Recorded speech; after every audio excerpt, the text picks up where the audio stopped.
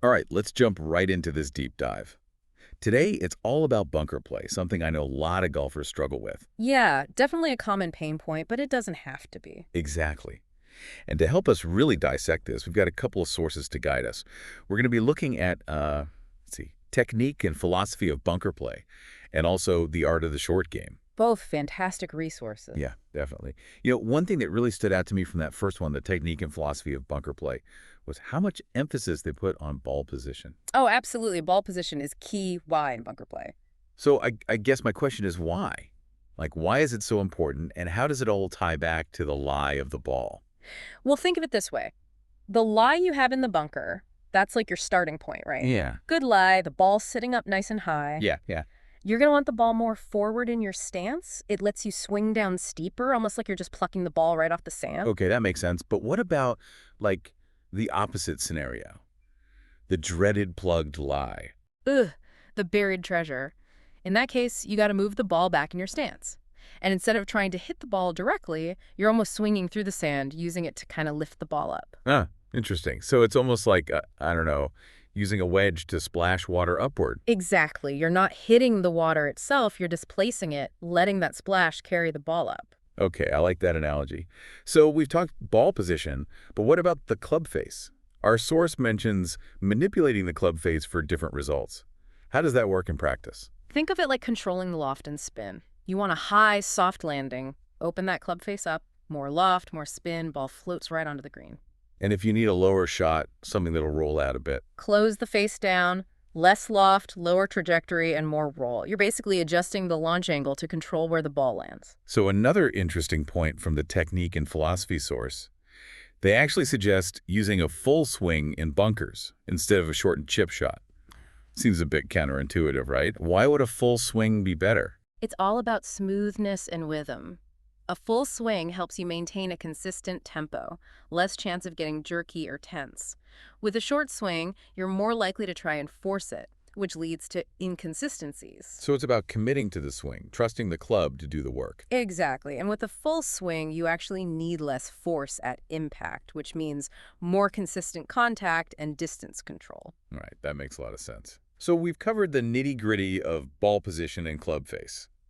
Let's step back a bit now and look at the bigger picture of the short game.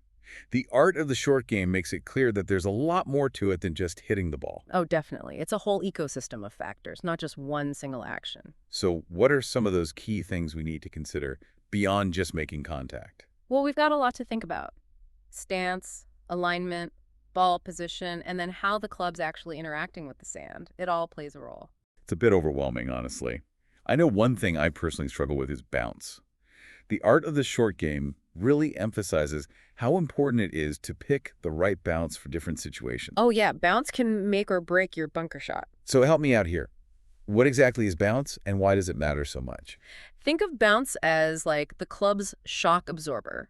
It's the angle of the sole, that bottom part of the club, and it helps it glide through the sand instead of digging in. Okay, that makes sense. But how do we know what bounce is best for which situation? Does the type of sand really make that much of a difference? It makes a huge GE difference. Think about it like trying to cut into a really firm cheese. You need a sharper, more angled blade to get through, right? Right. Well, hard pab sand's the same way. You want lower bounce, maybe around 0.20 to 0.35 inches, to stop the club from bouncing off the surface. Okay, less bounce for firmer sand. What about when it's really fluffy, those soft sand traps? Now imagine spreading like soft butter with a knife. You want a wider, less angled blade that'll just glide right through. Yeah, that's where higher bounce comes in, maybe around 0.50 to 0.65 inches. Keeps the club from digging too deep, helps it lift the ball out. So it's like matching the bounce to the sand's consistency. Makes sense. But the source also mentions this short game wedge fitting table, I think they call it. Oh yeah, that table is a game changer. What is it exactly? It basically takes all the guesswork out of picking the right bounce. It gives you specific recommendations based on, course conditions, your swing style, even the type of shots you're trying to hit. That sounds incredibly helpful. Can you maybe walk us through a couple examples from the table just to see how it works? Sure. Let's say you're on a hard fairway and you've got a soft sand bunker in front of you. What do you think? Well, based on what you said earlier, I'd guess something in between a medium bounce. Exactly. Something around like 0.40 to 0.50 inches would give you a nice balance. Enough to cut through the fairway, but still glide smoothly through the sand. Okay, cool. What about the opposite? Let's say you're in the rough, but the bunker has hard-packed sand. Now that's where it gets a little trickier. You've got to think about the rough itself. How thick is it? How much bounce will you need to get through without getting stuck? The table might suggest a higher bounce for the rough, but then the hard sand would pull you back towards a medium bounce. It's all about finding the right balance. So even with the table, there's still some personal judgment involved. Oh, definitely. The table's a great starting point, but you always have to consider your own swing and the specific conditions you're facing on the course. It's about fine-tuning based on experience and observation. Right, makes sense. Now, stepping back a bit, the art of the short game also talks about wedge selection in general. It's easy to get fixated on drivers and irons, but having the right wedges seems just as important. It's absolutely crucial. So many golfers neglect their wedges, but honestly, that's where you can really save strokes. It's all about precision, finesse, those delicate shots around the green. So apart from bounce, what else should we be thinking about when we're choosing wedges? Loft is a big one.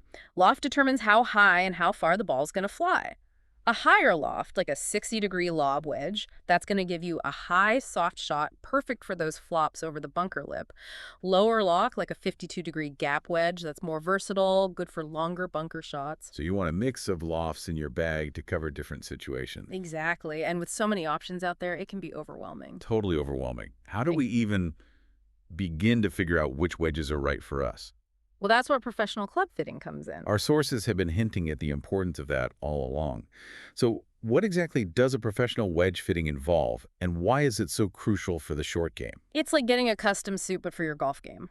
It's not just about feel. A good club fitter will use technology, things like launch monitors, Launch monitors, yeah. to track your swing, the ball flight, all with your current wedges. They're looking at things like swing speed, launch angle, spin rate, all sorts of data. So it's like a scientific breakdown of your swing, specifically for the short game. Right. And then they use that data as a baseline. And from there, you start trying out different wedge combinations. For lofts, bounces, all that. Exactly. And they'll have you hit to specific targets, mimicking different situations you might find on the course, to see how each wedge performs. So you get to actually test them out in a realistic setting. Yeah. But what about personal preference? Does that factor in at all? Absolutely.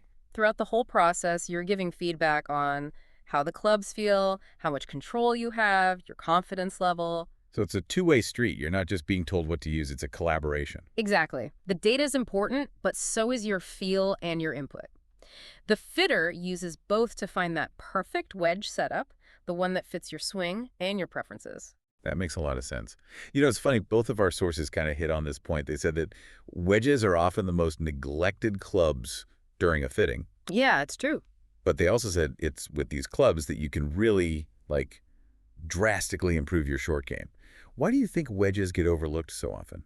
I think a lot of golfers, they get caught up in the big picture, hitting it long, focusing on power. Glamour shots. Exactly.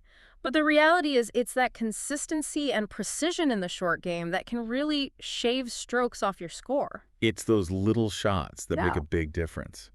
And having wedges that are tailored to your swing can make a huge impact on that consistency. Absolutely. It's Yeah. like having the right tool for the job.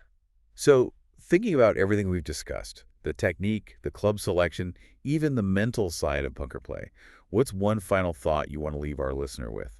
Don't be afraid of bunkers. I know they can be intimidating, but every golfer struggles with them at some point. Just approach them with confidence. Remember what we've talked about today.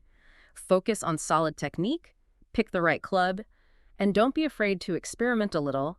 Find what works for you. And seriously, a professional club fitting can be a game changer. It really can. Well, I think we've covered a lot of ground today, from the mechanics of the swing to bounce and loft, all the way to the mental game and the power of custom fitting. But this is just the beginning, right? The real test is taking all this knowledge to the course and putting it into action. So to all our listeners out there, go embrace the challenge. Turn those bunker nightmares into short game triumphs.